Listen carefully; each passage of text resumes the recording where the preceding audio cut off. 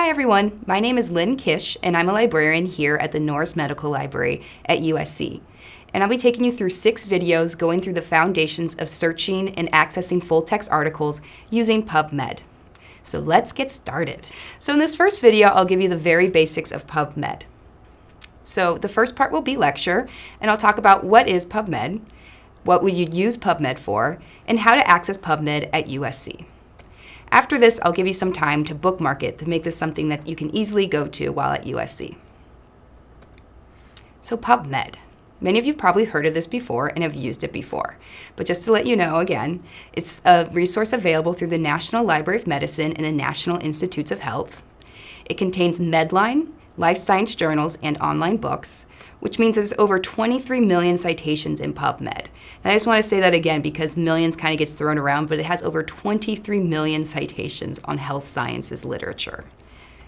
I want to emphasize that it's citations only, not full text necessarily, and so you'll be using the USC Library subscriptions for your full text options, and I'll be covering that in these videos.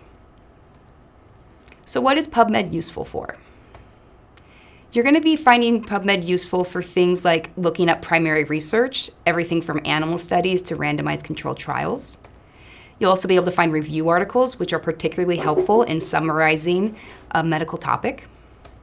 And you'll also be using it, generally speaking, to get up-to-date or current information on a topic. PubMed is not so useful for certain things, and this includes basic sciences. So if you want to know the molecular happenings of how the heart works, that wouldn't be something you would look up in PubMed. Anatomy and physiology, again, these are well-established things that you would find in a medical textbook and probably wouldn't find in PubMed. And the last thing are statistics. So for example, if you want to know the number of Americans that received a hip replacement surgery in the year 2013, you'll want to look into different resources. It's very unlikely you'll find that in PubMed. So when are you likely to use PubMed? You'll probably use PubMed while you're completing your required scholarly project or your RSP. You'll use it plenty of times when responding to faculty requests, such as like, hey, can you pull together recent studies on the use of Wellbutrin to treat depression in patients with a brain tumor? Sorry, I don't have my Grover voice down just yet. And generally speaking, you'll be using it to support clinical practice and evidence-based medicine. So the ability to search PubMed effectively is what's going to make you an effective and great clinician.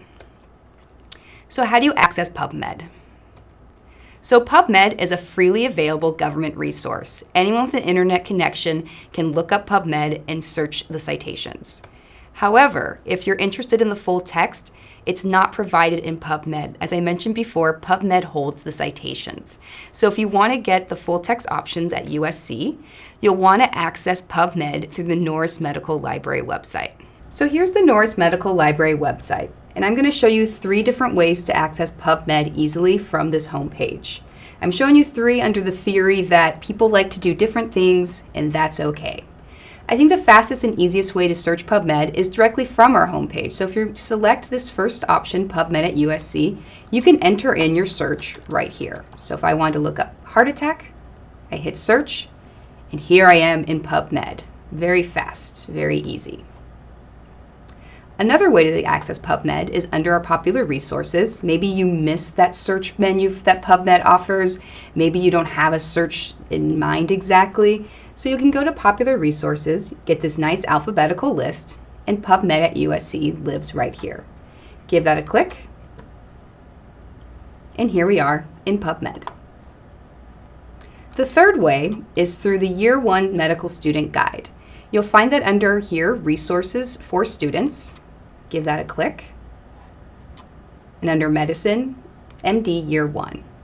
This is a great page to refer to routinely when you're using the Norris Medical Library website because this is a list of curated resources that are specifically helpful to medical students during the first year.